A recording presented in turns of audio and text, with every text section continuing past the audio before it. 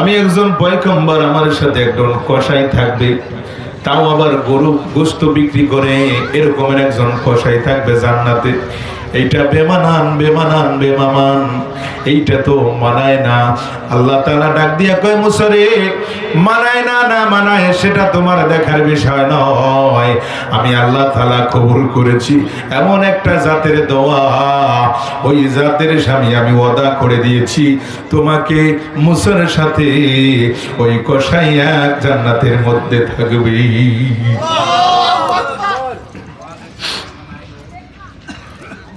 এবার আমার বন্ধুরা, হযরত মুসা আলাইহিস সালাতু ওয়াস সালাম আল্লাহর কাছে বললেন, আয় আল্লাহ, এই জাতটার পরিচয় কেমন আমি একটু জানতে পারি? এই লোকটার কি পরিচয়, লোকটাকে কোন জায়গায় পাওয়া যাবে, আমি একটু তাকে দেখতে চাই। আল্লাহ তাআলা ডাক দিয়ে কয়, মুসা রে, যদি দেখতে চাও তাহলে চলে যাও। একটা কথার সাবস্টান টেনে দিলাম, বরকাও হরদি বাজার আছে, ওই হরদি বাজারে চলে যাও বা ইসাপুরা বাজারে চলে যাও। একটা দৃষ্টান্ত আপনাদের কি বুঝাচ্ছি। ইসাপুরা বাজারে চলে যাও। ইসাপুরা বাজারের মধ্যে তুমি যাই দেখবে একটা সন্তান গরুর গোশত বিক্রি করে।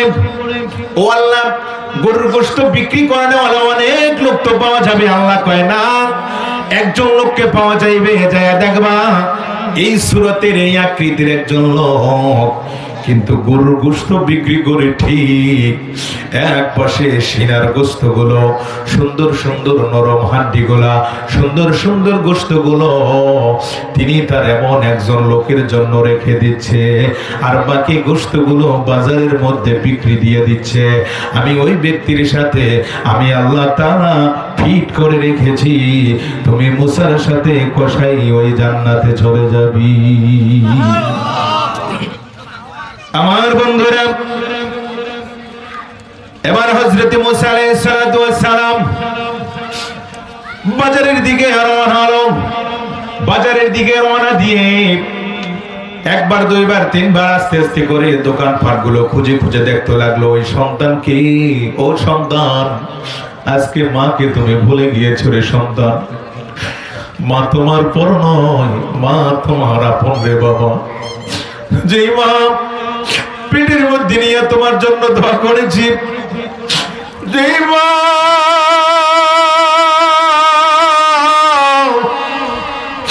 যেদিন তুমি ডেলিভারি হইবা, ও সন্তান তোমার মনে আছে, মা তাহাজ্জুদের নামাজ পড়িয়া গভীর রজনীতে ডাক দিছে, আল্লাহ যদি আমি মারা যাই আপত্তি নাই, আমার গর্বের কলিজার টুকরা আমার বাবাকে তুমি বাঁচায় রাখো। আল্লাহ, ডেলিভারির কেসে অনেকেই মারা যায়, আমি যদি মারা যাই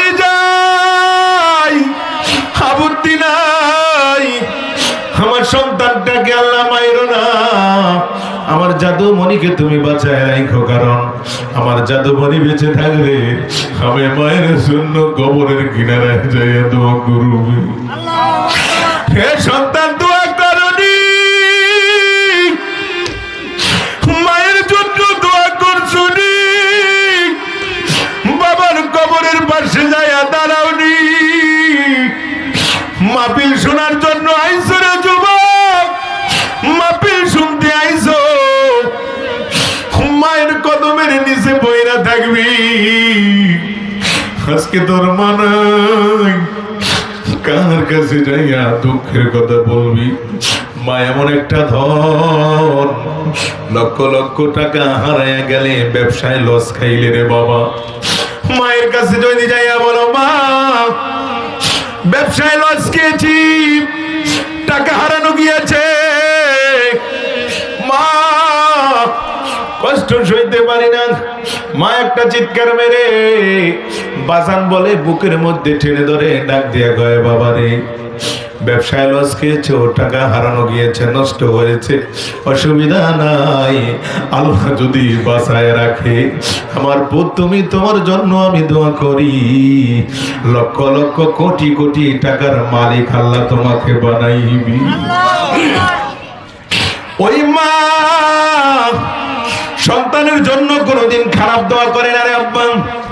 দেখেন কাজ কারবারটা কি হয়। হযরত মুসা আলাইহিস সালাতু ওয়াস সালাম দোকান খুঁজতে একবারে লাস্ট কর্নারে যায়া দেখে একটা দোকান। ওই দোকানে একটাই মাত্র কসাই। ওই কসাই কি করতেছে, গোস্তগুলো আলাদা আলাদা কইরা একটা টোপলার মধ্যে রাখতেছে আর বাকি গোস্তগুলো বিক্রি করে দিচ্ছে। মুসা নবী বুঝতে পেরেছে এই কথাই তো আল্লাহ তাআলা আমাকে বলেছে, এনার কাছে জিজ্ঞেস করতে হবে ইনি কেন আমার সাথে জান্নাতে মেহমান হইবে, তার কারণ কি, এত শক্তিশালী, এত পাওয়ার কোন জায়গা থেকে ইনি পাইল। এবার মুসা আলাইহিস সালাতু ওয়াস সালাম জিজ্ঞাসা করলো, রে যুবক,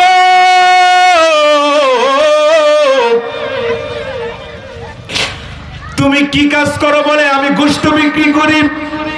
বলে আর কিছুই করো না? বলে না। তাহলে তোমার কাছে আমি একটু পরিচয় জানতে চাই, তোমার নাম কি? বলে আমার নাম আব্দুর রহমান। বাড়ি কোথায়? অমুক জায়গায়। বাড়ি থেকে আছে। বলে শুধু আমার একমাত্র মা আছে, বাবা নাই। বলে এই গোশতগুলো দিয়ে তুমি কি করবা? বলে এই গোশতগুলো আমার মায়ের জন্য আমি নিয়ে যাই। সর্বপ্রথম আমার মা এত বুড়ো, পেশাব পায়খানা বিছানার মধ্যেই করি। আমি আমার নিজের হাত দ্বারা মায়ের পোশাক গুলো, পায়খানা গুলো পরিষ্কার করি। এ সন্তান, জিরো থেকে যদি হিরো হইতে চাও, ছোট থেকে যদি বড় হইতে চাও রে আমার ভাই বাবা, মায়ের খেদমত করবি, মায়ের কথা শুনবো রে বাবা। মা যদি তোর জন্য দোয়া করে রে, দোনো জাহান আমার আল্লাহ কামিয়াবি দান করে দিবি। হযরত মুসা আলাইহিস সালাতু ওয়াস সালাম এবার ডাক দিয়ে বললেন, তোমার মা বাড়িতে আছে? বলে হ্যাঁ। বলে আমি তোমার সাথে একটু সঙ্গী হতে চাই, তোমার বাড়িতে মেহমানদারি করব। কি করবে? আরো জোরে কন। তোমার বাড়িতে আমি একটু সঙ্গী হয়ে যাব, মেহমানদারি করব।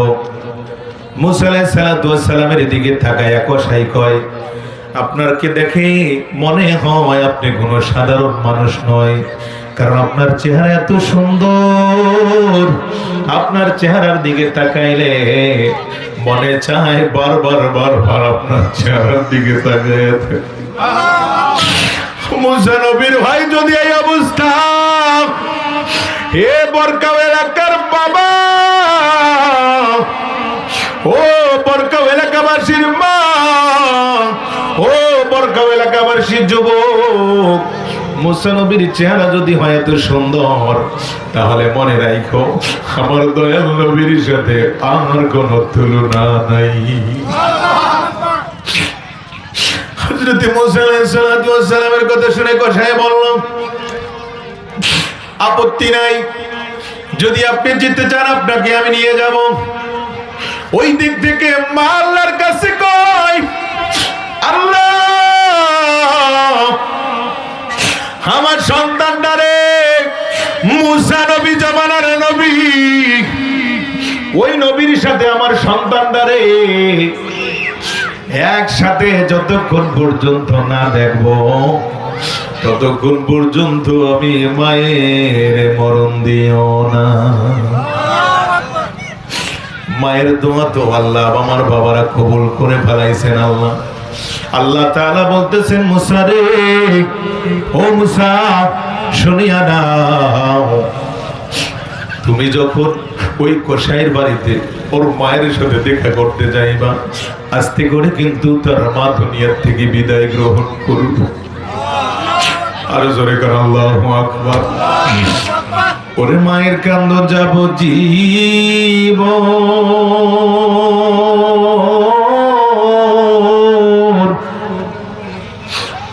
বোনের কান্দন 2-4 দিন গো, আরে ঘরের পরিবারের কান্দন কয়েকদিন বড় থাকে না। দুঃখের দরদে আমার জনম দুঃখী মা। আল্লাহু আকবার। গর্ভধারিণী মা, দুঃখের দরদে মা, গর্ভধারিণী আমার জনম দুঃখী মা। 10 মাস 10 দিন মায়ের গর্ভে দিল ঠাই, হাব্বা রক্ত গোস্ত খায় আমরা এলাম দুনিয়ায়। অসুখ হলে দেখি চাইয়া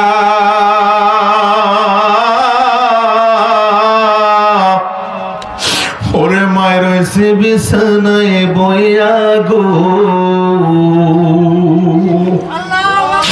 অসুখ হইলে দেখি চাইয়া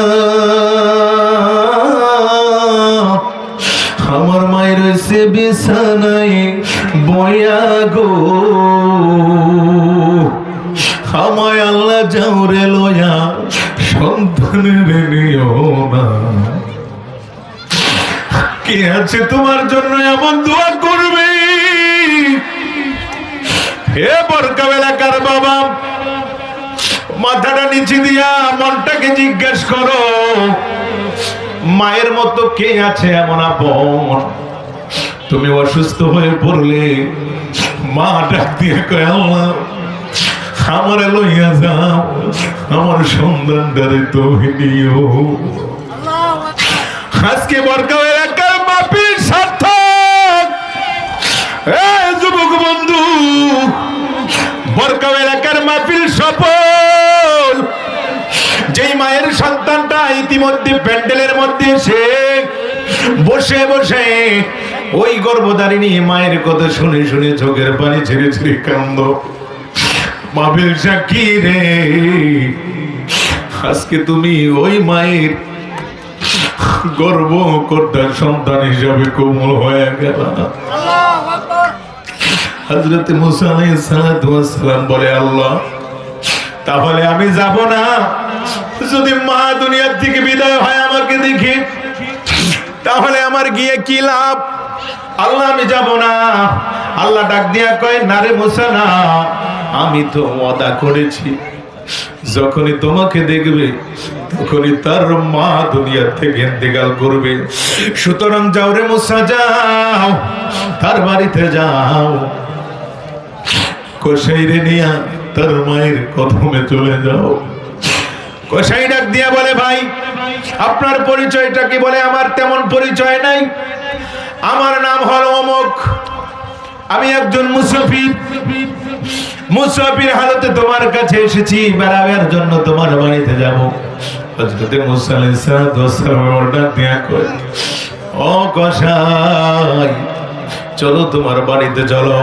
এবার যখন কসাই আর মুসা নবী কসাইয়ের বাড়ির দিকে রওনা দিছে, এইদিকে মা বৃদ্ধ মানুষ ঘরের মধ্যে সর্বপ্রথম কসাই ঢুইকা আব্বা গরুর গোশতগুলো নিজে হাতে কাইটা কাবাব বানায়া, আল্লাহু আকবার, নিজে হাতে কাইটা কাইটা কাবাব বানায়া সিদ্ধ করে সুন্দর করে মাকে কসাই খাওয়ায়। মা কসাইয়ের দিকে তাকায় গো, বাবারে গর্ভে যখন ছিলি তোর বাবা ইন্তেকাল করেছে, বাবারে আমি তোর মা গর্ভে রেখেছি, আজকে কত বছর হয়ে গেল তুই বিবাহ শাদী করো না বাবা। আমার মন বলতেছে আজকের দেখাটা মনে হয় মায়ের শেষ দেখা, আজকে দেখাটা মনে হয় মায়ের শেষ দেখা, আর কোনদিন দেখতে পারবি না। ওরে মা, মা যারা নাই আমার বন্ধুরা সে বুঝে মায়ের কত আদর। যারা মায়ের ডাক থেকে বঞ্চিত তারা বুঝবে রে মা হারানোর কত ব্যথা। সচক্ষে একটা কথা বলে যাই রে আব্বা, গত কয়েক মাস আগে একটা প্রোগ্রাম থেকে যখন আমি বাড়ি ফিরে যাই, মোনাজাতের শেষে একটা যুবক, হে যুবক ভালো করে শুনিয়া নে, তোর মা তোর জন্য কত দোয়া করেছে।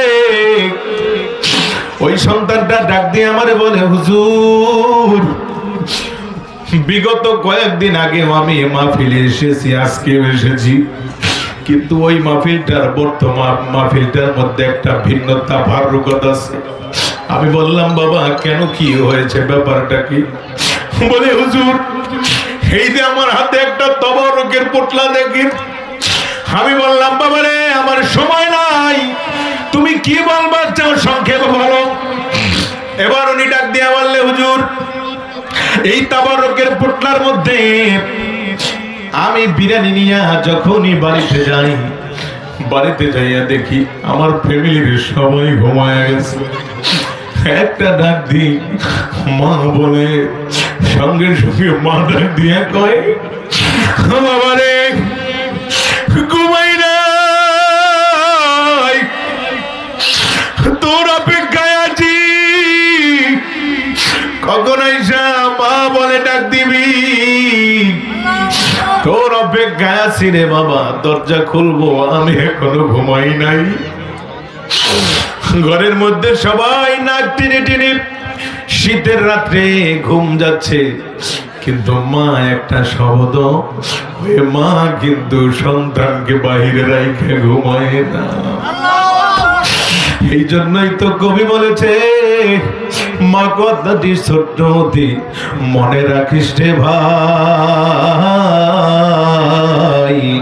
মায়ের চাইতে অতি আদরের ধন এই দুনিয়ায় নাই। এবার সন্তান ডাক দিয়া বলে হুজুর এই তাবারক নিয়ে মায়ের হাতে দে।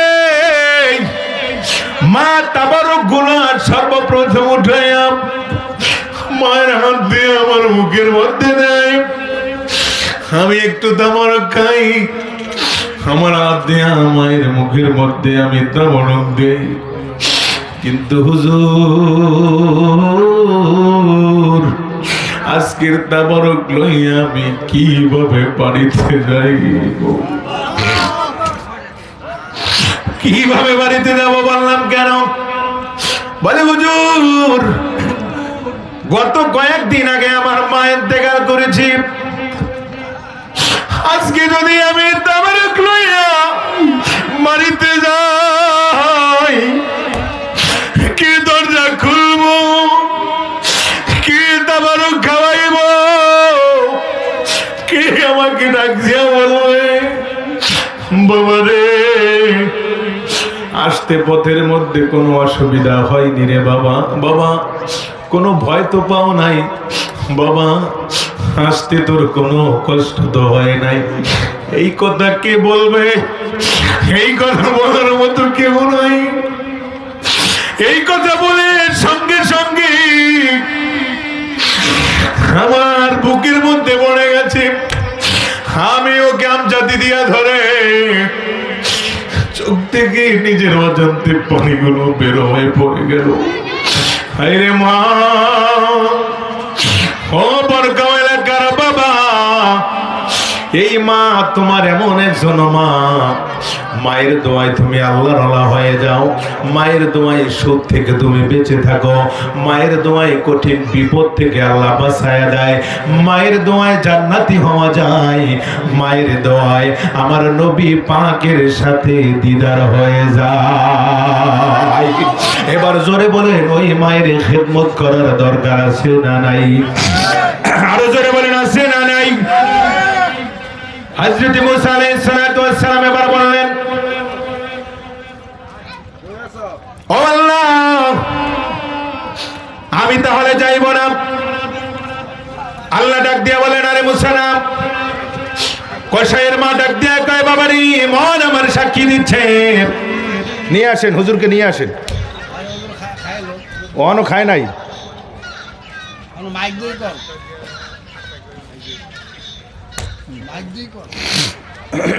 দরুশরে পড়েন আল্লাহুম্মা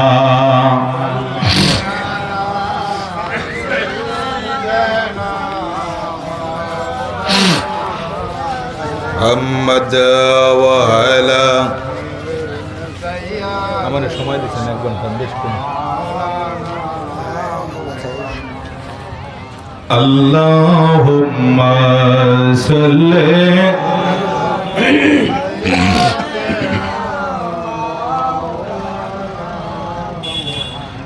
وعلى آل سيدنا